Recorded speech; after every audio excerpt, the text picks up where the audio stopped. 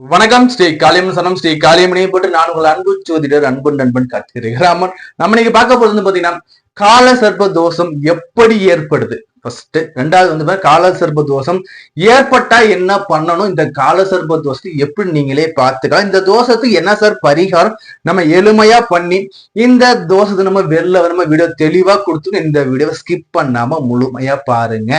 Skip பண்ணாம முழுமையா பாருங்க.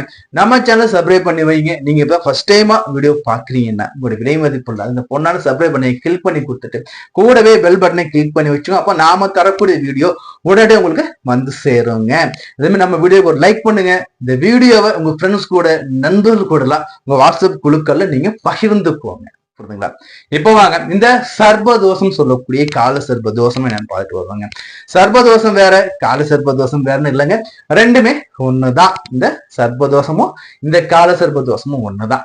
என்ன சார் பண்ணுவோம்னா, இந்த கால சர்பதோஷங்கள்ல வந்து பாத்தீங்கன்னா மன அமைதி இருக்காது. முதல்ல மன அமைதி இருக்காது. ஒரு மனுஷனை வந்து பாத்தீங்கன்னா தங்க மெத்தையில, புரியுதுங்களா, பணத்தை அடுக்கி வச்சு அது மேல ஒரு படுக்க வச்சா கூட அவருக்கு நிம்மதி இருக்காது. ஏன்னா கொச்சத்தை அள்ளி கொட்டினாலும் கோடி அள்ளி கொட்டாலும் நிம்மதியும் இருக்காது, மன திருப்தியும் இருக்காது. ஏன் நான் சொல்றேன்னா, ஆல்மோஸ்ட் கால சர்ப்ப தோஷங்கிறது கெடுக்கும்னு நம்ம பல பேர் சொல்லியிருப்பாங்க. இதுல வந்து பாத்தீங்கன்னா கால சர்ப்ப தோஷங்கள் அனுபவத்தை கொடுக்கும். ஃபர்ஸ்ட் நமக்கு அனுபவத்தை தான் கொடுக்கும். முதல் விஷயமா வாழ்க்கையில அனுபவத்தை நிறைய கொடுத்துட்டு, புரியுதா, அதே மாதிரி அனுபவம் வர்ற எப்படி வரும், கஷ்ட நஷ்டங்கள் இருந்தால்தான் அனுபவம் வரும். ஒரு மனிதன் வாழ்க்கையில கஷ்டப்பட்டு உழைக்கிறான்னா அவனுக்கு கண்டிப்பா அந்த செல்வம் பொருளாதாரம் உயரும். புரியுதுங்களா?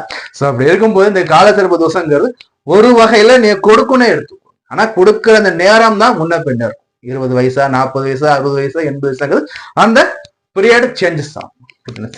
இந்த கால சர்ப்ப தோஷங்கிறது மெயினா திருமண தடையை வந்து ஃபர்ஸ்ட் கை வைக்கும். கல்யாணத்துல கை வைக்கும்.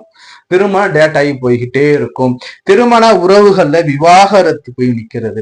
திருமண உறவுகள்ல கணவனோ அல்லது மனைவியோ யாரோ ஒருத்தர் உயிரிழப்பை ஏற்படுத்தி கொடுக்கிறது வரைக்கும் இந்த கால சர்ப்ப தோஷங்கள் செய்யும்.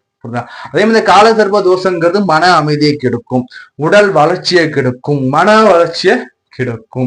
அதே மாதிரி உடல்ல நிம்மதி இல்லாம இருக்கிறது, உடல்ல மறுக்கள், உடல்ல தழும்புகள், கருப்பு கருப்பா திட்டுக்கள் வருமா, நிறைய பிரச்சனைகளை இது ஏற்படுத்தி கொடுக்கும். சொல்லிக்கிட்டே போகலாங்க. அம்மா அப்பா பிரச்சனையில இருந்து அம்மா அப்பா எதிரியா மாறி நிக்கிறது வரைக்கும் இந்த கால சர்ப்ப தோஷங்கள் ஏற்படுத்தி கொடுக்கும். பொதுவா சாஸ்திரங்கள் என்ன சொல்லுன்னா, இந்த கால சர்ப்ப தோஷம் எப்படி சார் வருது, இந்த சர்பஸ் எப்படி சார் வருதுன்னா, பொதுவா வந்து பாத்தீங்கன்னா சர்ப்பங்களை நம்ம வந்து தீண்டும் போது இந்த தோஷங்கள் வரும், நாக தோஷங்கள் வரும். இதுலயே வந்து சர்ப்பங்கள் எப்ப நம்ம வந்து கடுமையா அது வந்து அந்த பழின்னு சொல்லக்கூடிய அந்த பாவத்தை கொடுக்கும்னு வந்து பாத்தீங்கன்னா, அதாவது இந்த சர்ப்பங்கள் அந்த பாம்புகள் வந்து பாத்தீங்கன்னா இனப்பெருக்க காலங்கள் நம்ம அந்த பாம்பை அடிச்சு கொள்றது சரி. அதே மாதிரி வந்து அது வந்து குஞ்சு பொறிக்குது பாத்தீங்களா, அந்த பாம்புங்கிறது முட்டையிலேருந்து அந்த குஞ்சு வெளில வரும் பாம்பு குட்டிகள், அந்த நேரத்துல அந்த பாம்பை நம்ம அடிச்சு கொள்றது, பாம்பை புத்தோட இடிச்சு கொள்றது, இந்த மாதிரி நேரங்கள்ல வரும். இதுலயும் பார்த்தா ஒரு சாஸ்திரம் என்ன சொல்றதுன்னு வந்து பாத்தீங்கன்னா, இந்த பாம்பு அந்த பாம்பு வந்து இனப்பெருக்க கால எடுத்து நம்ம அடிக்க போகும்போது பாம்பு என்ன பண்ணா, பாம்பை நீங்க பிடிச்சிட்டீங்கன்னா பாம்பு தன் வாழால தலையில பட்டு பட்டு பட்டுன்னு அடிக்குமா. இது என்ன சொல்லுவாங்கன்னா வந்து இந்த சர்ப்பங்கிறது வந்து பாத்தீங்கன்னா நமக்கு வந்து சத்தியம் பண்ணி கொடுக்குது. எப்படின்னா வந்து எங்களை விட்டுடுங்க, மனிதர்களை எங்களை விட்டுருங்க, நாங்க உங்க வழிக்கு வரமாட்டோம், என்னை விட்டுடுங்க சொல்லி சத்தியம் பண்ணதா சொல்லுவாங்க. அப்போ பாம்புங்கிறது தன் வாளால் பூமி மேல அடிச்சு சத்தியம் பண்ணி கொடுக்கும்னு சொல்லி ஒரு ஐதீகம் இருக்கு. சரி, இது ஒரு பக்கம் இருக்கட்டும். சோ இதுல வந்து பாத்தீங்கன்னா இப்படி இது சத்தியம் பண்ணி கொடுத்தோம், நம்ம அடிச்சதை கொல்லும் பட்சத்துல என்ன பண்ணணும்னா, இந்த பாம்புங்கிறது அதன் கண்கள்ல, இந்த பாம்பு இறக்கும் தருவாயில அதோட கண்கள்ல நம்மளுடைய அந்த உருவத்தையும் நம்மளையும் அப்படியே ஸ்டோர் பண்ணிக்கோ, அதை சேவ் பண்ணி வச்சுக்கோன்னு சொல்லுவாங்க. அப்படி என்னன்னா நம்மள அது சேவ் பண்ணி வச்சுக்கிட்டு ஸ்டோர் பண்ணிக்கிட்டு உங்களை விடமாட்டேங்க சொல்லக்கூடிய அந்த ஒரு கர்வத்தோடையும் அந்த ஒரு சொல்லுவாங்க இல்லைங்களா, அந்த ஒரு வன்மம் சொல்லும். அது என்னன்னா ஒரு பகையோட, தீரா பகையோட அந்த சர்ப்பங்கள் வந்து உயிரை இழக்குதுன்னா இது வந்து உங்களுடைய ஜாதகத்துல வந்து ரிஃப்ளெக்ட் ஆகும். உங்க ஜாதகம் வருமா சார்னா, நீ இந்த பிரிவில் நம்ம பண்றீங்கன்னா அடுத்த பிரிவில் அதை ரிஃப்ளெக்ட் கொடுத்துரும். ஏன்னா நீங்க பிறந்த பிறகு கட்டத்தை யாராலையும் மாற்ற முடியாது. புரியுதுங்களா? இந்த ஜென்மால நான் பாம்புக்கு தீங்கு இழைக்கிறேன்னா அடுத்த ஜென்மத்துல அது வந்து எனக்கு ரிஃப்ளெக்ட் ஆகும். புரியுதுங்களா? இது ஒரு முக்கியமான ஒரு பாயிண்ட். புரியுதா? அடுத்த ஜென்மம் நீங்க வரும்போது எப்படி இருக்கும் பாத்தீங்கன்னா, லக்னம் உள்பட, லக்னம் ராசி எல்லாமே பாத்தீங்கன்னா இந்த ராகு கேதுகளுக்கு உள்ள இருக்கும். புரியுதா? இது வந்து பாத்தீங்கன்னா இதுல எத்தனையோ வகைகள்லாம் இருக்கு. எந்த வகையில் இருந்தாலும் அதோட பலன்கள் உங்களுக்கு கெடுதலை கொடுக்கும், கஷ்டத்தை கொடுக்குங்கிறது ஃபர்ஸ்ட் பாயிண்ட். புரியுதா? இந்த காலசர்ப தோஷத்துல இந்த ராகு கேதுகள் இயற்கை வக்ர கிரகம் இல்லைங்களா. இந்த வக்ர கிரகத்தின் பிடிக்குள்ள உங்களுடைய நவ கிரகத்துல 2 போச்சுன்னா பாக்கி 7. இந்த 7 கிரகங்களும் உள்ள இருக்குன்னா ராசி லக்னம் வரை உங்களுக்கு காலசர்ப்ப தோஷம் இருக்கு. இந்த காலசர்ப்ப தோஷத்துக்கு கதை எப்படி வருது நம்ம பார்த்தாச்சு இல்லைங்களா. இந்த கதையின் மூலியமா நமக்கு என்ன தெரிஞ்சோம்னா, இந்த பிறவியில நம்ம நாகங்கள்னு சொல்லக்கூடிய பாம்புகளுக்கு செய்யக்கூடிய தொந்தரவுகள், இடையூறுகள் நமக்கு அடுத்த பிறவிலையும் தொடரும். புரியுதுங்களா. சோ காலசர்ப்ப தோஷத்துல பிறந்துட்டேன் சார், என்ன சார் நான் பண்றது, நான் போற ஜென்மத்துல ஏதோ தப்பு பண்ணிட்டேன், ஏதோ பாம்பை தெரியாம அடிச்சு போட்டேன், ஏதோ ஒண்ணு பண்ணிட்டேன். புரியுதுங்களா. இப்ப பாத்தீங்கன்னா இந்த ஜென்மத்துல பிறந்திருக்கேன், எனக்கு தோஷம் இருக்கு, நான் என்ன சார் பண்ணலாம், என்ன சார் வழிபாடுகள் பண்ணலாம்னா, முதல்ல இந்த நாகசர்ப்ப தோஷம்னு வந்தாவே நம்ம எல்லாமே பெரும்பாலுமே நம்ம சொல்றது பாத்தீங்கன்னா, இந்த பெருமாள் ஆலயங்கள்ல இருக்கக்கூடிய அந்த கருட பகவானுக்கு வழிபாடுகள் வச்சுக்கோங்க. கருட பகவானுக்கு நெய் தீபம் போட்டு, இல்ல கருடனுக்கு நம்ம அர்ச்சனை பண்ணி கூட நம்ம வழிபாடுகள் பண்ணலாம். ஆல்மோஸ்ட் பெரும்பாலும் கருடனுக்கு அர்ச்சனை பண்ணிக்க மாட்டாங்க, பட் ஆனா சில இடங்கள்ல பண்ணுவாங்க, நீங்க கூட நீங்க அர்ச்சனை பண்ணிக்கலாம். அதே சமயத்துல கருடனுக்கு நெய் தீபம் போட்டா கூட போதும். நெய் தீபம் போட்டு கருடன் நம்ம வழிபாடு பண்ணா போதும். 4 கிழமைகள் தேவையா சார்னா 4 கிழமை எதுவுமே தேவையில்லைங்க. கருடன்னா பெரும்பாலும் சனிக்கிழமை நீங்க பண்ணீங்கன்னாவே போதும். இது ஒரு பக்கம். இன்னொரு பக்கம் என்ன சார் பண்ணலாம்னா, நாகங்களுக்கு பால் வாங்கி கொடுக்கலாம். நாகங்களுக்கு பால் வாங்கி கொடுக்கும். எப்படி சார் நாங்கன்னா பால் வாங்கி கொடுக்கலாம்னு பாத்தீங்கன்னா, உங்கள் ஊர் பக்கத்துல உங்க வீட்டு அருகாமையில இருக்கக்கூடிய நாக ஆலயங்கள், அதாவது பாத்தீங்கன்னா புற்று தெய்வம் சொல்றோம் பாத்தீங்களா, இந்த நாகம்மா, நாகவல்லி அம்மா, புற்றம், இந்த மாதிரி இந்த நாகம் சம்பந்தமான இந்த ஆலயங்களுக்கு பால் வாங்கி கொடுக்கலாம். ராகு கால வேலையில வெள்ளிக்கிழமைகளை பால் வாங்கி கொடுக்குறது சிறப்பு. இது இல்லாம இன்னொரு மிகப்பெரிய உங்களுக்கு பரிகாரம் ஒண்ணு இருக்கு, மிகப்பெரிய அளப்பறியாத பரிகாரம் 2 ஸ்தலங்கள் இருக்கு.